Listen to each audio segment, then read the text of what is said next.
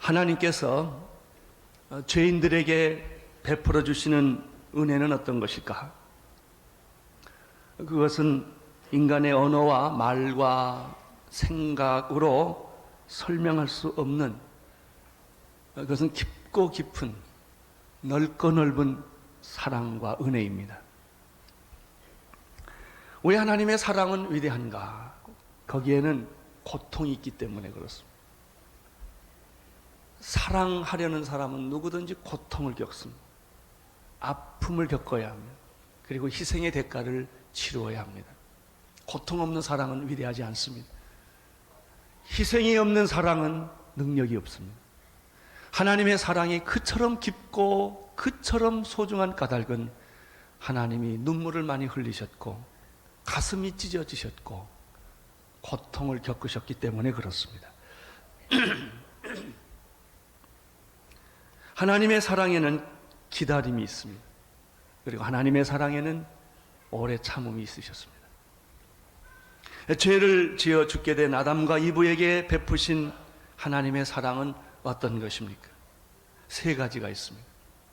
첫 번째는 가죽 옷을 지어 입히신 것입니다.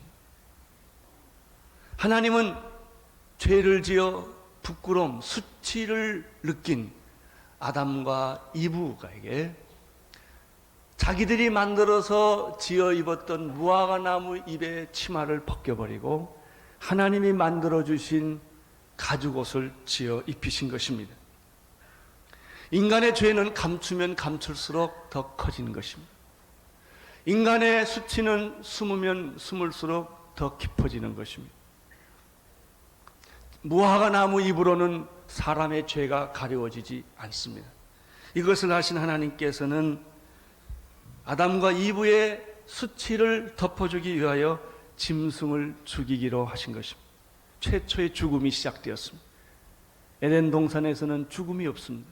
그러나 아담과 이브를 살리기 위하여 짐승이 죽어야 했고 피를 흘려야만 했습니다. 그 이유는 가죽 옷이 필요했기 때문입니다. 하나님은 아담과 이브를 위하여 가죽 옷을 해 입히시고 그 가죽 옷을 통해서 그들의 수치와 그들의 죄를 가리워 주시기를 원하셨습니다. 아담과 이브는 이 가죽 옷을 지어 입으면서 이상하게 마음의 평안함과 안심을 느끼기 시작을 한 것입니다. 왜냐하면 그 가죽 옷은 먼 훗날 하나님의 어린 양 예수 그리스도께서 갈보리 언덕 위에서 십자가를 지시고 피 흘려 죽으실 것을 보여주시는 까닭입니다. 아담과 이브는 예수 그리스도라는 이름을 몰랐을 것입니다. 그 희생과 제사의 의미를 몰랐을 것입니다. 그러나 가죽옷을 지어 입으면서 이상하게 그는 그러한 하나님의 사랑과 하나님이 죄를 덮어주시는 것과 수치를 가려주시는 그 놀라운 하나님의 사랑을 느끼기 시작한 것입니다. 사랑하는 성도 여러분, 나는 여러분의 수치와 모든 죄가 가리워지기를 축원합니다. 죄는 가리워져야 합니다. 죄가 드러나면 다 죽습니다. 수치는 덮어져야 합니다. 나는 여러분들 다른 사람의 수치를 덮어주는 사람이 되기를 바랍니다. 하나님이 여러분의 수치도 덮어줄 뿐만 아니라 다른 사람의 수치도 덮어주는 그런 축복이 있게 되기를 바랍니다.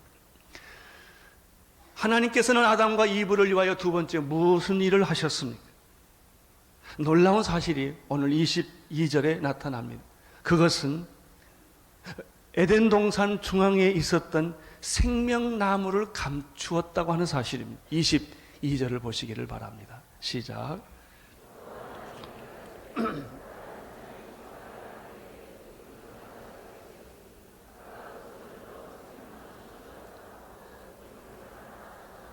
생명나무는 축복의 나무입니다.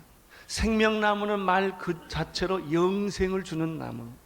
아담과 이브에게 하나님이 축복을 주기 위하여 하늘 보좌에 있었던 그 생명나무를 에덴 동산에 만들어 주시고 그 에덴 동산에 있는 생명나무를 통하여 아담과 이브에게 축복을 주려고 했는데 아담이 죄를 지음으로 말미암아 하나님께서 눈물을 머금고 찢어지시는 가슴을 가지시고 그 생명나무를 아담과 이브에게서부터 숨겨버린 것입니다. 왜 하나님께서 생명나무를 감추었을까요? 왜 하나님께서 생명나무로 가는 길을 막으셨을까요? 그 이유는 간단합니다. 아담과 이브가 죄를 지어 저주를 받고 영원한 그 심판에 이르게 되었는데, 그 문제를 해결하기 전에 생명나무를 먹으면 영원히 멸망하기 때문에 하나님은 죄를 지은 아담에게 생명나무를 감추어 버린 것입니다. 이것이 하나님의 사랑입니다. 사랑은 내가 하고 싶은 것을 다 하는 것이 사랑이 아닙니다. 내가 원하지 않는 것도 하는 것입니다. 그 축복을 어떤 의미에서는 그 생명나무를 감추는 것이 하나님이 인간을 향하시는 사랑이었습니다. 에덴 동산에는 아주 중요한 나무 두 가지가 있었습니다. 하나는 선악을 알게 하는 선악과요, 또 하나는 영원한 생명을 주는 영생과입니다. 이 두 나무는 에덴 동산에 있던 수많은 나무들과는 전혀 다른 나무였습니다. 이 성경을 가만히 살펴보면 모든 다른 나무에서는 실과를 먹을 수 있고, 모든 나무는 보통 우리가 보는 그런 축복의 나무들이지만은 이 두 나무는 독특한 두 나무였다고 하는 것입니다. 이 첫째 번에 있었던 선악과는 어떤 나무입니까? 사탄과 접촉점을 유도하는 나무입니다. 선뿐만 아니라 악에 접촉할 수 있는 나무가 선악과입니다. 따라서 이 선악과를 접촉하면 사탄에게 빠져들어가기 때문에, 악에게 빠져들어가기 때문에 하나님께서는 이 절대로 선악과는 너는 손대서는 안 된다, 먹어서는 안 된다는 명령을 내렸습니다. 만약 당신이 이 선악과를 손댈 때는 죽음이 따라올 것이다. 정녕 너는 죽게 될 것이다. 이것은 마치 그 오염된 음식, 부패된 음식을 먹으면 탈나는 것과 똑같은 것입니다. 오염된, 부패된 과일이 있습니다. 음식이 있습니다. 부모님들은 절대로 그것을 자녀에게 주지를 않습니다. 왜냐하면 그 오염된, 부패된 음식을 먹게 되면은 바이러스가 몸에 침투하게 되고 무서운 전염병과 치명적인 병을 그에게 안겨주기 때문에 그것을 절대로 먹지 말라고 하는 것과 마찬가지입니다. 바로 선악과는 이런 역할을 가지고 있는 나무였다는 것입니다. 그래서 하나님께서 엄히 명령하셨습니다. 선악과는 다른 건 다 먹어도 좋다. 이 선악과는 건들기만 하면 마귀가 너에게 접근하는 길이 되기 때문에 절대 이 선악과는 먹지 말아라. 이 선악과와 함께 또 하나의 독특한 나무가 있었는데 그것은 생명나무입니다. 22절 중반절에 보시면 이 생명나무에 대한 설명이 있습니다. 생명나무 실과도 따먹고 영생할까 하노라. 이 생명나무를 먹으면 문자 그대로 영원히 죽지 않고 산다는 것입니다. 여러분, 어떻게 선악을 알게 하는 과일을 먹으면 사탄이 접촉하게 되고 생명나무를 먹으면 영생을 얻게 되는 것일까요? 이것은 이 두 말씀을 가만히 보면 보통 우리가 보는 나무와 이 두 나무는 다르다고 하는 사실을 알게 됩니다.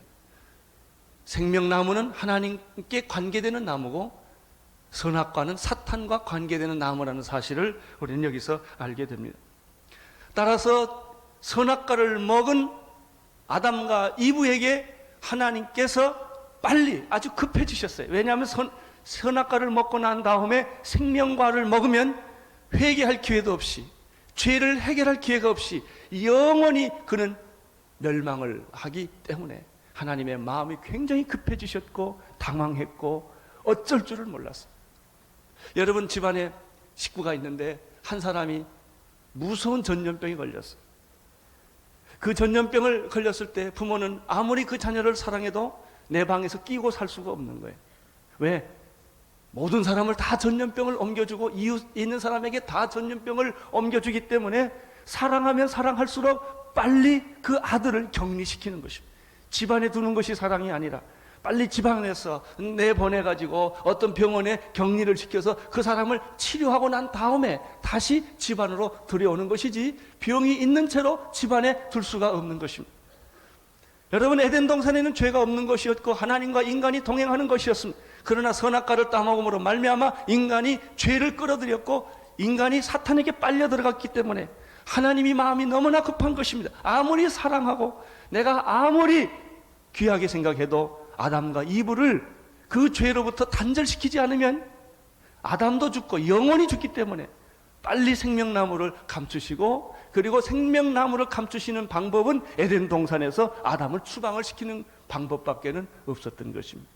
따라서 하나님을 사랑하는 방법, 하나님이 인간을 사랑하는 방법은 첫째 가죽옷을 지어 입히셨던 것이 있지만, 두 번째는 에덴 동산을 폐쇄령을 내리는 것입니다. 그리고 에덴 동산에서 아담을 추방을 시키는 것이 하나님의 사랑이었다. 축복의 나무였던 생명나무를 더 이상 손대지 못하도록, 먹지 못하도록 하나님께서 불칼을 보내시고, 하나님께서 천사와 그룹들을 보내서 그걸 지켜서 생명나무의 길을 가지 못하게 하신 것이 하나님의 사랑이었다. 여러분, 하나님의 이러한 사랑의 표현은 가끔 여러분에게도 적용이 됩니다. 하나님은 여러분을 사랑하시기 때문에 고난 속에 집어넣기도 하십니다. 하나님은 여러분을 사랑하기 때문에 위기 속에 집어넣기도 합니다. 이해할 수가 없지요. 그러나 하나님은 그렇게 하지 않으면 견딜 수가 없었던 것입니다. 여기 22절에 보면은 이런 말씀이 있습니다. 여호와 하나님이 가라사대 보라, 이 사람이 선악을 아는 일에 우리와 우리 중에 하나와 같이 되었으니 라는 말을 보면은 생명나무를 숨기신 이유를 여기서 발견할 수가 있습니다. 그 이유는 아담과 이브가 선악과를 먹음으로 말미암아 선악을 아는 일에 우리와 한 가지로 되었다는 것입니다. 이 말은 참 묘한 말입니다. 그렇다면 아담과 이브는 뱀이 예언한 대로 신이 되었다는 말인가? 아니죠. 신만이, 하나님만이 할 수 있는 영역에 인간이 들어왔다는 얘기.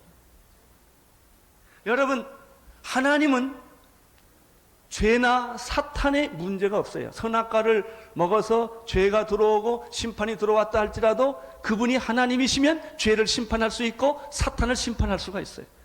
그러나 문제는 인간은 그렇지 않다는 것입니다. 인간은 죄를 짓는 것은 자유이지만 죄를 해결할 능력이 하나님처럼 없다는 것입니다. 인간이 하나님만이 알아야 되는 이 죄와 선과 악의 세계에 인간이 끼어들어온 거예요. 여긴 들어오면 절대로 안 돼요. 인간은 하나님만 알지 사탄은 만날 필요가 없었던 존재였어요. 그러나 유감스럽게도 인간은 사탄을 손을 대고 만 거예요. 죄를 손을 대고 만 거예요. 그러나 인간 안에는 하나님처럼 죄를 다룰 만한 능력이 없었습니다. 22절의 말씀이 무엇입니까? 여호와 하나님이 가라사대 보라, 이 사람들이 선악을 알게 하는 일에 우리 중 하나와 같이 되었으니, 그가 피조물로서 인간으로서 그가 들어와서는 안 되는 세계, 죄악의 세계, 사탄의 세계에 들어오고 말았다는 것입니다. 결국 인간은 심판을 받을 수밖에 없고 그 죄를 이길 능력이 인간 안에는, 마귀를 이길 능력이 인간 안에는 없다고 하는 것입니다. 그래서 하나님께서 보호장치를 즉각 발동하기 시작합니다. 그 인간을 보호하는 방법은 무엇입니까? 선악과를 폐쇄시켜버리는 것입니다. 선악과의 손을 못 대도록 만드는 것입니다. 여기서 우리는 선악과를 폐쇄하기 위하여 인간을 에덴 동산에서 축출하시는 하나님의 모습을 보게 됩니다. 23절을 보십시오. 시작.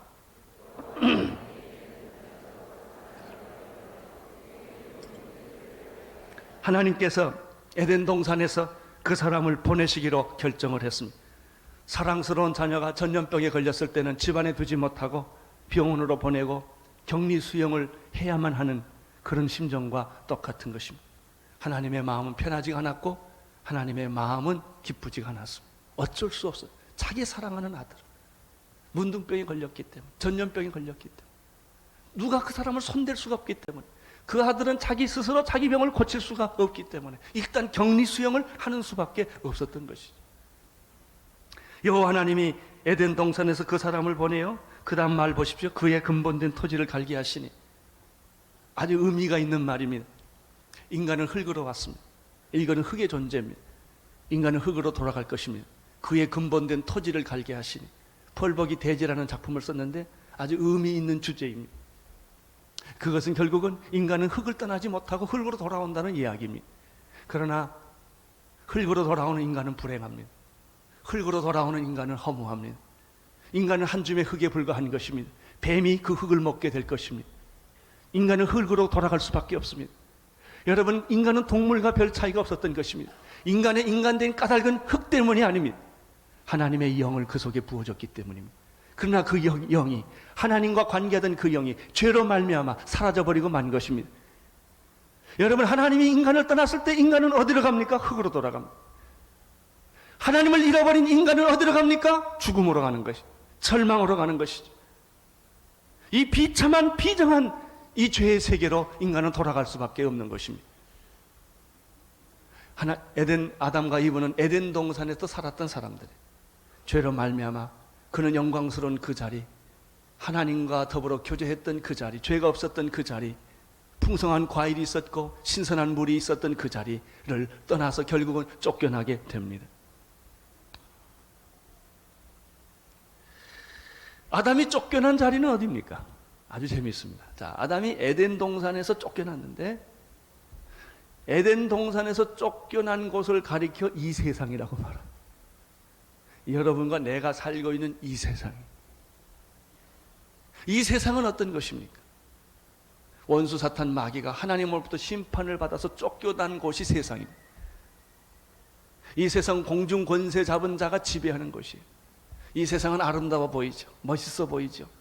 그러나 이 세상은 더 정직하게 말하면 지옥과 같은 데입니다. 죽음이 있고 절망이 있고 좌절이 있고 병이 있고 싸움이 있고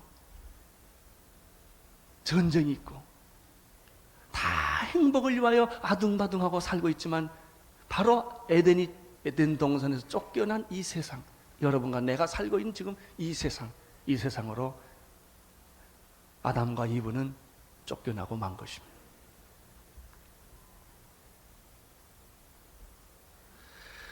이 세상은 오늘 성경에 보면은 아담이 죄를 짐으로 말미암아 땅이 저주를 받았다 그래서, 원래 땅은 이런 땅이 아닙니다.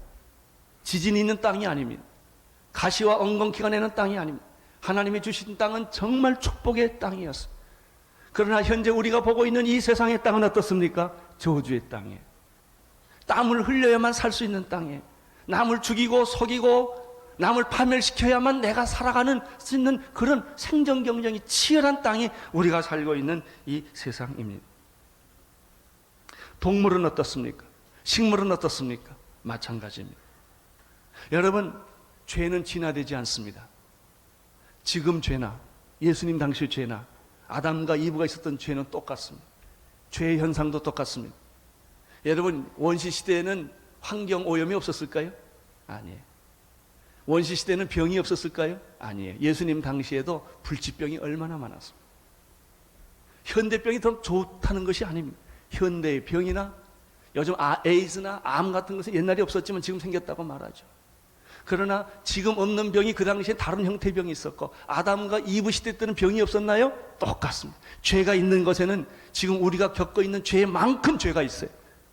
병이 있어요. 저주가 있어요. 죽음이 있어요. 저는 어저께 어느 원주민, 우리 지상에 존재하는 그 원주민의 마지막 다큐멘터리 하나 본 일이 있어요. 누가 죽어서 장례식을 치르는 장면인데, 화장을 하고 사람들 옷을 다 발궈벗고 사는 그런 원주민인데, 그 사람 하나 죽어서 애통해하고 가슴을 찢고 온 마을 주민들이 그 장례식을 치르는 장면을 봤습니다. 한 사람은 너무 슬픔이 커서 큰 나무 이 널판을 그 자기 머리에 막 찍어요. 그게 죽음이에요. 그게 인생이에요. 그게 세상이에요. 정직한 눈으로 우리가 다 옷을 멋있게 입고 좋은 자리에서 폼 잡고 앉아있고 좋은 집에서 살고 있어서 망정이지, 인간의 집이라고 하는 것은, 사회라고 하는 것은, 이 세상이라고 하는 것은 정직하게 그 내면의 세계를 뚫고 들어가 보면은 정말 비참한 거예요. 여러분, 정말 80세까지 살기 망정이지, 만약 100세 살았다면 어떡할 뻔할까? 200살까지만 산다고 생각해 보세요. 빨리 죽는 게, 적당한 때 죽는 게 제일 좋다는 생각을 내가지만, 이 세상은 바로 이런 곳이라는 거예요. 이런 곳에 아담과 이브가 에덴 동산에 살다가 쫓겨난 거예요.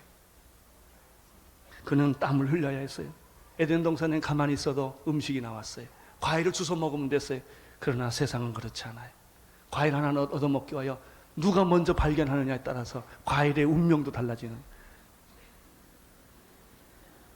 여러분, 옛날에는 물이 오염되지 않았을까요? 아니에요. 죄가 있는 것에는 물이 오염됐어요.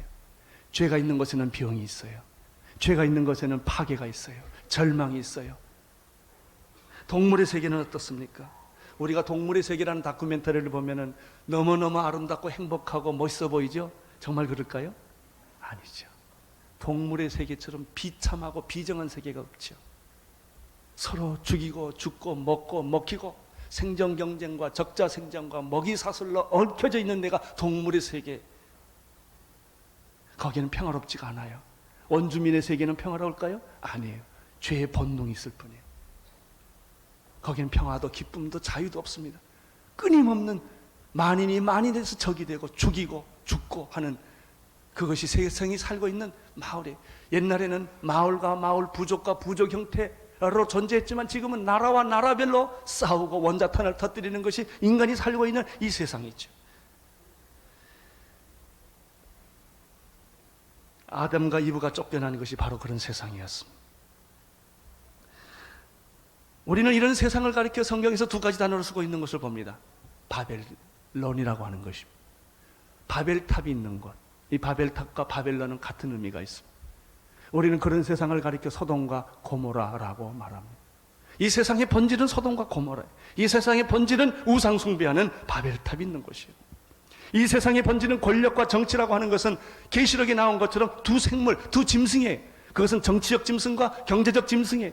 그 짐승 위에 음녀가 타고 있어서 세상을 온전히 다 음란하게 만들어버리는 것이 현재 우리가 살고 있는 이 세상의 본질이라는 것입니다. 그래서 너희는 이 세상을 본받지 말라라고 성경은 말하고 있는 것입니다. 하루아침에 에덴 동산에서 쫓겨난 아담과 이브는 얼마나 큰 충격을 받았을까요? 이게 일종의 문화 충격이죠. 에덴 동산 살다가 갑자기 땀을 흘려야 되고, 에덴 동산에서는 기후가 완벽했습니다. 봄, 여름, 가을, 겨울이 없었어요. 인간의 적합한 기후가 있었을 뿐이에요. 여러분, 이 봄, 여름, 가을, 겨울은 다 노나 홍수 이후에 생기는 거예요. 죄 이후에 그게 다 오는 거예요. 지진이 다 죄 이후에 오는 것이죠. 하나님 만든 지구에는 지진이라는 것이 최초에 그런 게 다 없었어요. 완벽한 것이었어요. 그러나 죄로 말미암아 땅이 저주를 받게 되면서 기후 변동이 오기 시작을 했고, 북극과 남극이 생기기 시작을 했고, 그리고 이 지상에는 말할 수 없는 질병과 말할 수 없는 모든 병들이 생기기 시작을 한 것입니다. 에덴 동산에서 하루아침에 세상으로 나온 아담과 이브는 충격을 받았을 거예요. 짐승떼들이 으르렁거리고 밤마다 표현하는 짐승 소리를 들어야 했고, 밤은 무서워졌어요. 이마에는 땀을 흘리고 곡식과 채소를 겨우 얻어 먹어야 됐습니다. 그들이 발견한 것은 오염된 물뿐이었습니다. 에덴 동산이 얼마나 그리웠겠습니까? 얼마나 그것으로 돌아가고 싶었겠습니까? 정말 그들은 자기가 실수한 것을 그렇게 후회했을 거예요. 그러나 돌아갈 길이 없습니다. 이미 끝난 거예요. 24절을 보십시오. 시작.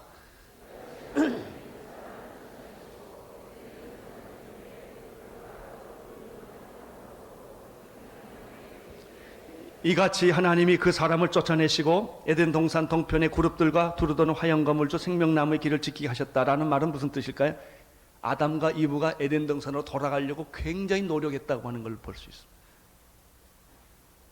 여러분, 죄를 지으면 못 돌아갑니다. 에덴 동산으로 못 돌아갑니다. 구원은 무엇입니까? 에덴 동산으로 돌아가는 것입니다. 그러나 죄를 지은 인간은 그 죄를 해결하기 전까지는 에덴 동산으로 못 돌아가는 것입니다. 죄를 가진 채 에덴 동산은 닫힌 문입니다. 아담과 이브가 죄를 해결하지 않은 채 이 세상이 너무나 힘들고 어렵기 때문에 에덴 동산으로 돌아가려고 했지만은 하나님의 그룹들이, 이 그룹들은 에스겔서와 계시록에 나오는 그룹들이, 하나님 보좌 위에 있는 천사들, 날개가 있는 천사들이, 이 그룹들 중에 하나 타락하는 것이 사탄이에요. 이 그룹들이 나타나서 에덴 동산을 완전히 포위하고 사람이 접근하지 못하도록 만들었어요. 그리고 생명의 나무가 있는 곳으로 가는 길은 불칼, 활용검으로 생명나무의 길을 지켰다라고 말씀하고 있지요. 사랑하는 성도 여러분, 우리 이것이 바로 우리가 창세기 3장 마지막 부분에서 에덴 동산에서 쫓겨나고 생명나무를 잃어버린 인간의 실존이. 그 희로부터 인간은 어떻게 됐어요?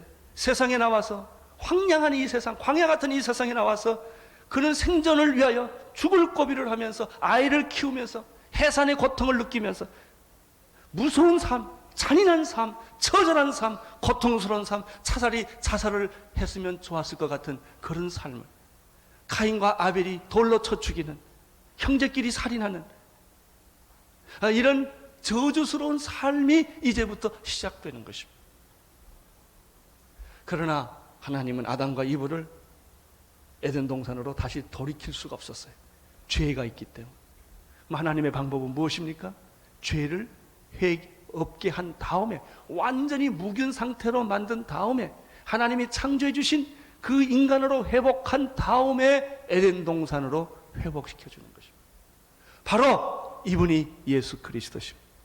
몇 천년 후에 이런 저주스럽고 지옥 같은 인생의 삶을 이 세상에서 수많은 사람들이 살고 있지만, 하나님께서 구원의 첫 번째 신호로 가죽옷을 지어 입히심으로 말미암아 먼 훗날에 모든 인류의 죄를 대신하고 십자가에 못 박혀 죽으셔서 우리의 죄를 다 씻어주시는 예수 그리스도로 만날 수 있도록 길을 열어준 것입니다. 예수 그리스도를 만나는 자마다 원죄가, 아담의 원죄가 회복이 되고 다시 그는 에덴 동산으로 돌아올 수 있도록 길을 만들어 주신 것을 가리켜 우리가 말하는 구원이라고 말하는 것입니다.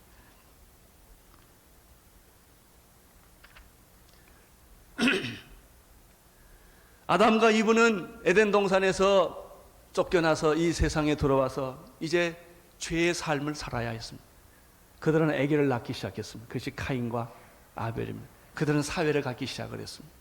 그러나 그 사회는 저주스러운 사회였습니다. 하나님의 진노를 받기에 마땅한 사회가 되어서 하나님은 할 수 없이 홍수로 전 지구를 멸하게 됩니다. 그러나 홍수로 전 지구를 심판하는 가운데서도 하나님은 의로운 사람 노아를 불쌍히 여기시사 노아와 그 8가정을 하나님이 구원해 주십니다. 그리고 무지개로 약속을 합니다. 내가 다시는 너희를 물로 멸망치 않을 것이다. 심판 중에 구원하시는 하나님. 카인은 아벨을 죽였습니다. 형은 동생을 죽였습니다. 그 동생 대신에 셈을 주었습니다. 셈의 후예 가운데 노아가 나왔습니다. 하나님은 신랄 같은 구원의 길을 이제 만들시기 시작하시고, 이 어둡고 캄캄한 죄의 세계에 하나님은 구원의 구멍을 뚫고 나를 사랑하시고 나를 축복하시기 위하여, 구원하시기 위하여 구원의 계획을 시작을 하셨습니다. 그 사람이 아브라함입니다. 아브라함은 믿음이 있었던 사람이 아니에요. 그러나 누구든지 예수 그리스도를 믿음으로 구원을 얻게 하는 이 진리를 위하여 하나님은 아브라함을 택해서 믿음의 조상으로 만들어 주십니다. 아브라함은 믿음이 있었던 사람이 아니에요. 그러나 하나님이 믿음의 조상으로 만들어 주셨습니다. 여러분, 하나님이 믿음이 있어서 하나님 구원하신 거 아닙니다. 하나님이 여러분을 사랑하셔서 믿음을 갖게 만들어 주시는 줄로 믿습니다. 여러분, 형편없는 자라도 너무 걱정하지 마. 원래가 형편없는 사람들이니까. 우리는 형편없는 우리들을 하나님이 똑똑해서 우리를 구원한 것이 아니라 사랑하시기 때문에 형편이 없는 나를 하나님이 붙들어 주셔서 형편 있게 만들어 주십니다. 그래서 하나님의 자녀로 삼아 주신 것입니다. 하나님은 아브라함에게 이삭을 낳게 했습니다. 이삭에게 야곱을 낳게 했습니다. 그래서 아브라함의 하나님, 이삭의 하나님, 야곱의 하나님 되시게 하신 것입니다. 여러분, 아브라함의 하나님, 이삭의 하나님, 야곱의 하나님이라는 것은 무엇입니까? 그것은 믿음의 조상의 하나님, 나를 구원할 수 있는 하나님을 보여주기 위하여 하나님께서 이러한 계획을 세우신 것입니다. 신약에 와서 이렇게 말합니다. 아브라함의 하나님, 이삭의 하나님, 야곱의 하나님, 죽은 자의 하나님이 아니라 산 자의 하나님이라는 표현을 쓰는 것이 바로 이것입니다. 하나님은 구원의 하나님으로 나타나기 시작했습니다. 아담과 이브를 그 원죄에 의하여 죽어가는 수많은 인류를 구원하기 위하여 하나님이 한 개인을 택하신 것이 아브라함이에요. 한 민족을 택한 것이 이스라엘입니다. 그 이스라엘 백성을 야곱을 통하여 애굽에다가 400년 동안 거기다 집어넣었습니다. 그러나 때가 되면 하나님께서 또 모세를 불러서 이스라엘 백성들을 탈출을 시키는 까닭은 바로 그것이 온 이스라엘을 통하여 이방인을 구원하시려는 하나님의 놀라운 섭리와 계획이었던 것입니다. 하나님은 모세를 통하여 이스라엘 민족을 만드십니다. 해방을 시킵니다. 그리고 적과 끓이 오른 가나안 땅을 약속하시면서 그는 홍해를 육지같이 걸르게 하시고 40년 동안 광야에 두셨는데 여기 놀라운 메시지가 있어요. 40년 동안 광야에 있으면서 하나님은 인간과 하나님과의 만날 수 있는, 에덴 동산은 아니지만은 광야에서, 이 세상에서 하나님과 인간이 만날 수 있는 채널, 통로를 만들어 주십니다. 그것이 율법을 주신 것입니다. 하나님의 말씀인 율법, 십계명을 중심으로 한 하나님의 율법을 모세를 통하여 주심으로 말미암아 이 율법을 중개 매체로 해서 인간과 하나님을 만날 수 있는 길을 열어주신 거예요. 하나님의 궁극적인 목적은 여러분을 다시 에덴 동산으로 데려오는 거예요. 그러나 죄가 있는 채로는 데려올 수가 없어요. 아담과 이브도 죄가 있는 채로는 에덴 동산에서 쫓아낼 수밖에 없지요. 하나님의 계획은 아담과 이브의 원죄를 제거시키는, 이 길은 멀고도 길고도 고통스럽고도 말할 수 없는 희생의 대가를 치루어야만 하는 과정이었어요. 왜? 인간은 인간 스스로 죄를 구원할 수 있는 능력이 없기 때문에 하나님께서는 자기의 아들 독생자 예수 그리스도, 그분은 하나님이세요. 하나님만이 죄 문제를 해결할 수가 있죠. 그래서 하나님을 인간으로 만드셔서 그 인간을 만드셔서 인간의 죄를 대신하여 십자가에 못 박혀 죽으심으로 말미암아 그를 믿는 자는 아담의 원죄로부터 해방시키시고 다시 하나님이 약속하신 에덴 동산과 생명의 나무로 돌려주는 작업을 하나님이 하시기 위하여 몇 천년을 시간을 두시고 계획을 하시는데, 그 중에 하나가 아브라함을 택한 것입니다. 그 중에 하나가 이스라엘 족속을 택한 것입니다. 이스라엘 족속을 택하여 두 가지 채널, 율법을 주셨어요. 그래서 인간은 율법으로, 말씀으로, 십계명을 지킴으로 하나님께 나아가는 길을 만들어 주셨지만, 그러나 인간은 유감스럽게도 율법을 지킬 만한 능력 있는 존재가 아니에요. 율법 앞에서 날마다 넘어졌기 때문에 율법에서 넘어진 자를 위하여 하나님이 구원할 수 있는 프로그램을 또 하나 주셨는데, 그것이 성막입니다. 성막은 대제사장이신 예수 그리스도를 의미하는 것입니다.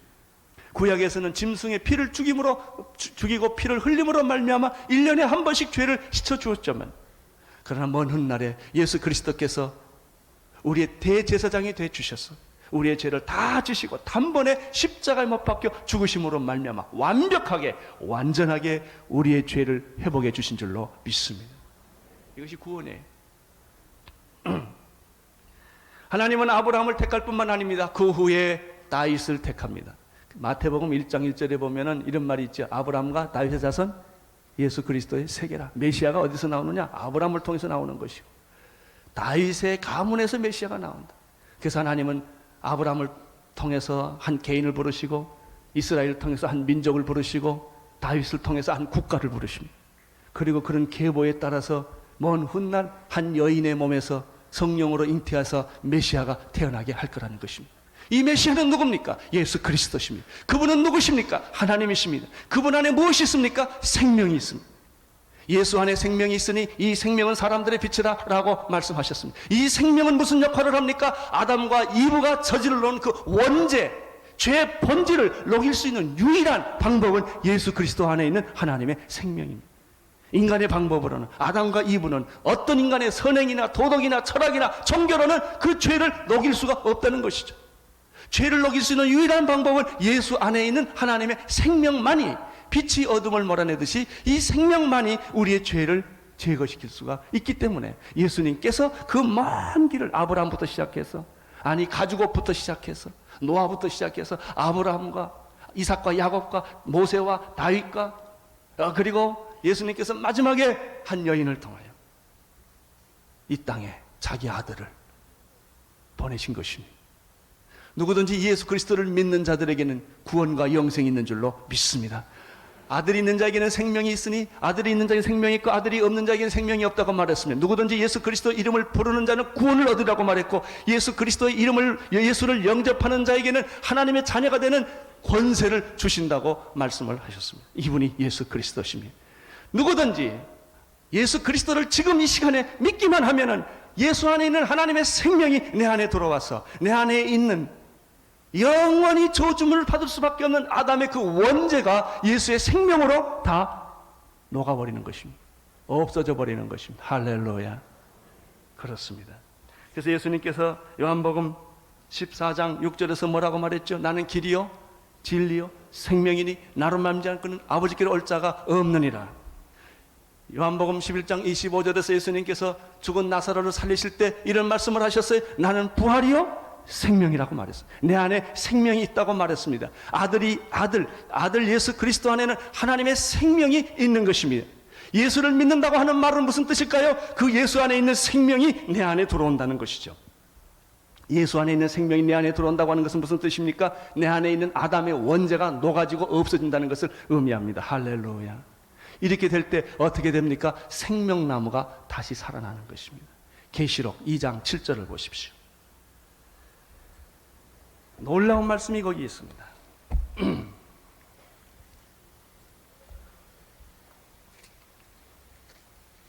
이 감추어졌던 불검, 활용검으로 감추어졌던 생명나무, 에덴 동산에 있었던 그 생명나무를 하나님이 감추어 버리셨는데 이 계시록 2장 7절에 그 생명나무가 다시 나타나는 것입니다. 할렐루야. 7절 귀 있는 자는 성령이 교회들에게 하시는 말씀을 들을지어다. 이기는 그에게는 내가 하나님의 낙원 에덴 동산에 있는 생명나무의 과실을 주어 먹게 하리라. 할렐루야. 이제 여러분들은 예수 그리스도의 이름으로 죄사함을 받은 줄로 믿습니다. 나는 예수 그리스도의 이름으로 여러분의 모든 아담의 원죄가 근본적으로 해결된 줄로 믿습니다. 그래서 다시 무엇이 나타났습니까? 생명나무가 나타났고, 여러분은 선악과를 먹는 사람이 아니라 무엇을 먹는 사람들입니까? 생명나무의 과실을 먹는 사람들로 변한 것입니다. 이 생명나무가 다시 주어졌다라는 뜻은 무엇일까요? 에덴 동산이 다시 열렸다는 뜻이죠. 여기 에덴 동산이 열렸다 이런 말은 없어요. 그러나 에덴 동산 안에 감추어진 생명나무가 다시 나타났다. 그것이 여러분에게 주어졌다. 그 과실을 여러분이 먹을 수 있다라는 말은 여러분이 생명나무인 예수 그리스도를 먹음으로 말미암아 에덴 동산을 여러분의 마음속에서 회복된다 이거예요. 이 지옥 같은 세상에 살지만 초막이나 궁궐이나 내 주 예수 모신 것이 그 어디나 하늘나라. 여기서 우리는 천국을 시작하는 것이며 천국을 경험하기 시작한다는 놀라운 메시지가 여기에 있죠. 원래 이 생명나무는 천국에 하나님 보호자에 있었던 나무예요. 계시록 22장을 보십시오. 제 끝에 한번 보세요. 22장에 보면은 또 저가 수정같이 맑은 생명수의 강을 내게 보이니 하나님과 및 어린 양의 보좌로부터 나서 길 가운데 흐르더라. 강 좌우에 생명나무가 있어 12가지 실과를 맺히되 달마다 그 실과를 맺히고 그 나무 잎사귀들은 만국을 소성하기 위하여 있더라. 천국 보좌 위에 강이 흘러요. 생명수의 강이. 이 생명수 강이 성령의 강입니다. 누구든지 이 생명수의 강을 먹는 자들은 내 배에서 생수의 강이 흘러넘친다고 말했습니다. 이 생수의 강 옆에 생명나무가 있다고 말했습니다. 이 생명나무가 바로 에덴 동산에 있었던 나무예요. 그 계시록이 그때 나무가 계시록에서 지금 다시 나타나는 것이죠. 죄로 말미암아 숨겨졌던 그 나무가 예수 그리스도께서 세상에 오심으로 말미암아 누구든지 예수 그리스도를 믿게 되면은 이 생명나무의 과실을 여러분은 먹게 되는 줄로 믿습니다. 사랑하는 성도 여러분, 이 얼마나 놀라운 하나님의 사랑입니까?